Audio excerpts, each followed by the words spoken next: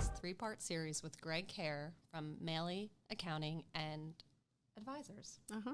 Our subject today is something families ask about during real estate planning, the difference between inheriting real estate, so a parent passes away or an aunt or an uncle or whatever, inheriting real estate versus being gifted real estate before somebody passes, right?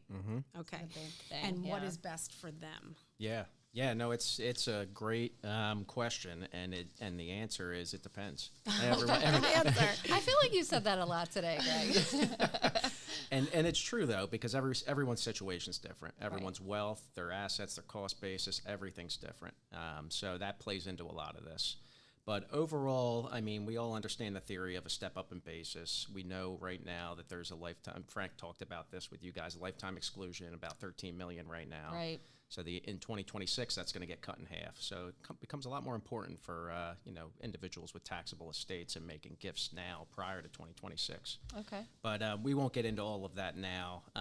Although I think it is important, that is going to come up on us It is. really quickly. So if you've been thinking about, if any of our viewers have been thinking about gifting their kids a shore house or something like that, right, to protect the interest on it, they should do it in the next couple of years. Correct, and it depends if they're potentially in a taxable estate, because we're dealing with a lot higher tax rates than capital gains and step-ups in basis right here. Right. So that is a whole nother nuance, because the answer, it depends. It depends on everyone's situation. Right. Yeah. We'll make the phone call before 2026. Well, planning. Yeah. It comes back to that meeting with your advisors every year and talking about the things that are going to be changing. So. Yeah. And I'm sure you both hear it a lot when you have a first-time home buyer. They don't have enough cash. They need money from a parent, and Right. they need it to be a gift, and everyone's worried, oh, well, am I going to pay tax on this? Right. And they need a letter in order, That's right. for the lenders to approve the loan. So Yep.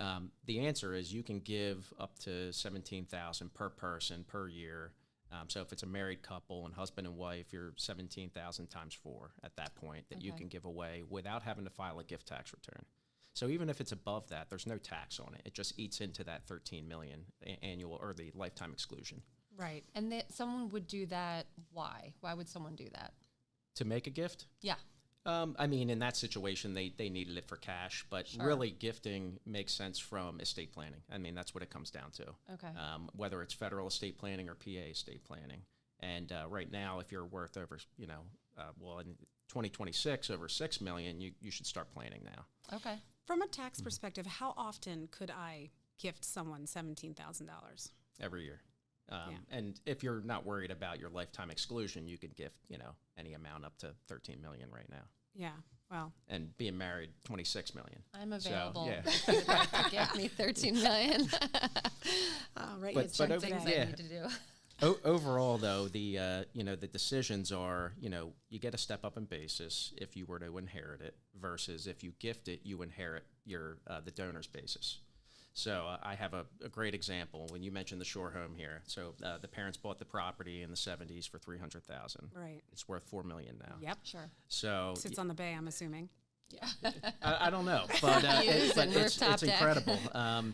So if they gift it now and they're gifting it to their kids, they're trying to avoid PA inheritance tax. That's only 4.5% Right. on the value. On $3 million. Yeah, people really, Correct. really get worried about inheritance tax, and it's not as bad as people assume it is, right?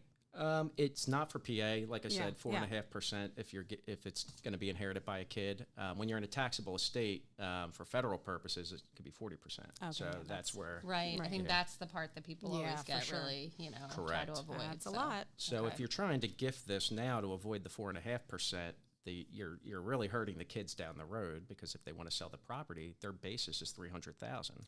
Right. Right. So if they were to just allow this property, so for instance, if they gifted it, the 4.5% on $4 million is $180,000 in PA, inheritance tax that they saved. Now, if the kids were to go around and sell it after they inherited it, they have a step up in basis to the $4 million. Right. So Huge gap. correct. So at capital gain rates with I use PA for example, Sure. and you're paying net investment income tax, you're at 26.8%. That's $992,000 in tax. Wow. And a So- lot of people ask if you could avoid that by putting something in a trust. So putting it in a trust is really, if you're gifting it, you'd be gifting it now, and depending on the trust will depend on if they can get a step up in basis. So if it goes into an irrevocable trust, it's a gift at that basis. That trust inherits that basis. Okay. So that's a lot of planning, usually for PA inheritance tax purposes. But it could be for if you're in a taxable federal estate, you're still looking to get assets out of your name too. Sure. So in that scenario, what's the advice?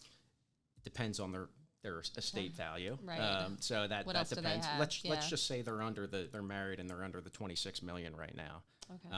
They would want to let the kids inherit it when they die, because Instead that's of Be gifting better. them to it it's now. a differential of 810,000 in tax. Right.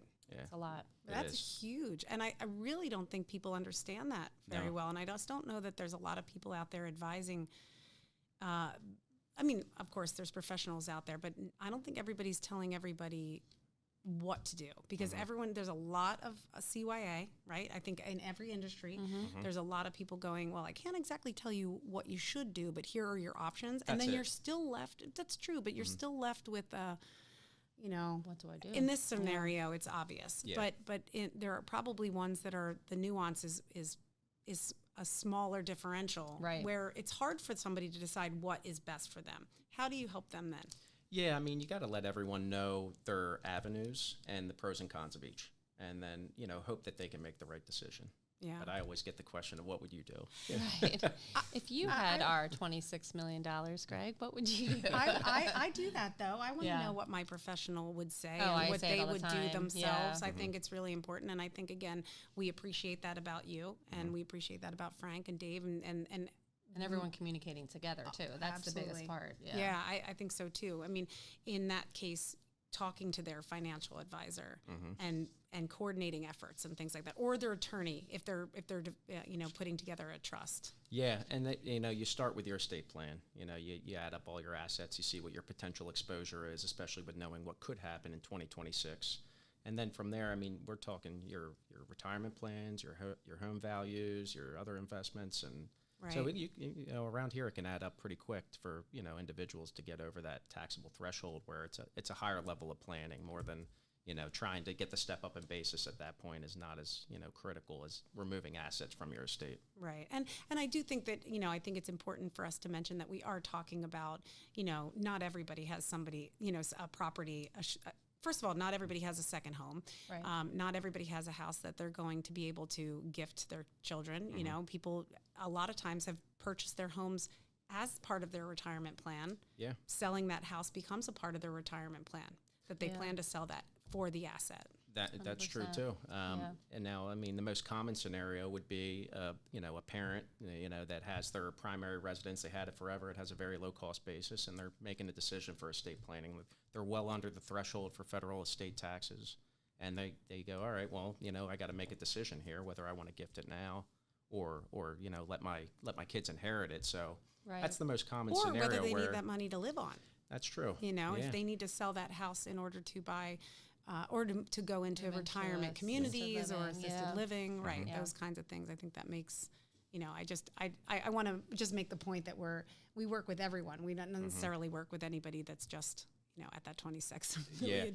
Yeah, But yeah. even when you're under that, critical decisions, because the step up in basis is so much more important, depending on the spread than the PA inheritance tax. Right. Because we're talking capital gain rates versus, 4.5%. Yeah. Yeah. I think there's so many questions, and there's some very simple answers, and then of course every other answer is it depends. I know. Yeah. Right. I have the luxury of saying that for Yeah. almost everything. Yeah. But I think that's it brings us back to the thing that we've said in all three of these episodes is make the phone call, ask the questions. Feel free to reach out to us. Feel free to reach out to Greg. Obviously, we'll put his information in all the captions. And thank you so much. Thank you so much for being Thanks, here. Greg. Thanks Thank for you. all Yeah, of we your really appreciate advising it. and your information and expertise. Thank you. I really appreciate it. All right. Have a great day. Thank you, everybody.